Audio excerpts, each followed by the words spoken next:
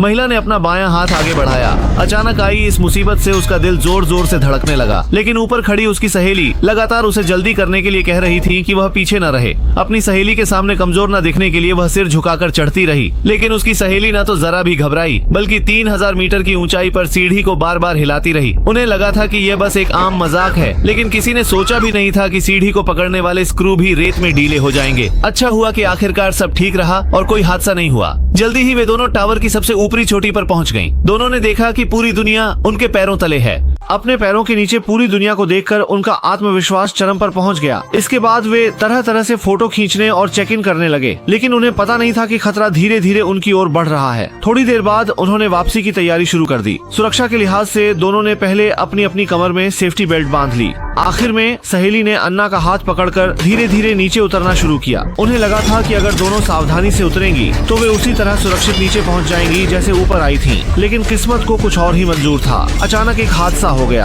अच्छा हुआ कि सहेली ने समय रहते पास के लोहे के खंभे को पकड़ लिया, लेकिन इस दौरान अन्ना हवा में झूलने लगी। इसी संकट की घड़ी में सहेली ने जल्दी से रस्सी को लोहे के खंभे पर लपेट दिया, लेकिन ऊपर की जगह कम होने के कारण एक और हादसा होते होते बचा। शुक्र है कि सहेली ने फुर्ती से एक पैर लोहे के खंभे पर जमा लिया, जिससे स्थिति संभल गई। इसके बाद दोनों ने तालमेल से काम किया। एक ने जोर से खींचा, दूसरी ने पूरी ताकत से चढ़ाई की। सहेली की मदद से अन्ना फिर से टावर की चोटी पर पहुंच गई, लेकिन जैसे ही दोनों अभी अभी टले खतरे से राहत की सांस ले रही थी, उन्होंने एक और जानलेवा समस्या देखी। लगातार चढ़ने से लोहे का टावर फिसलन भरा और बर्फ जैसा ठंडा हो गया था। ये वही कहावत साबित कर रहा था, आना तो आसान था, अब लौटना मुश्किल है। सहेली ने मोबाइल निकालने की कोशिश की, रिपोर्ट करने के लिए मोबाइल निकालने की कोशिश की, लेकिन उन्हें अंदाजा नहीं था कि इतनी ऊंचाई पर नेटवर्क सिग्नल नहीं मिल रहा था। जब तक वे मदद से संपर्क नहीं कर पाती, तब तक भूख से मर जाएंगी। तभी दोनों को याद आया कि उनका बैग नीचे ही रह गया है, लेकिन अब देर हो चुकी थी। इसी बीच सहेली को एक आइडिया आया। जब वे नीचे थी तब वहाँ सिग्नल था, यानी अगर वे मैसेज टाइप करके मोबाइल को टावर के नीचे पहुँचा दें तो मदद के लिए भेजा जा सकता है। अन्ना को ये तरीका अच्छा लगा, लेकिन अगर मोबाइल को सीधे नीचे फेंक दिया तो वह टूट जाएगा।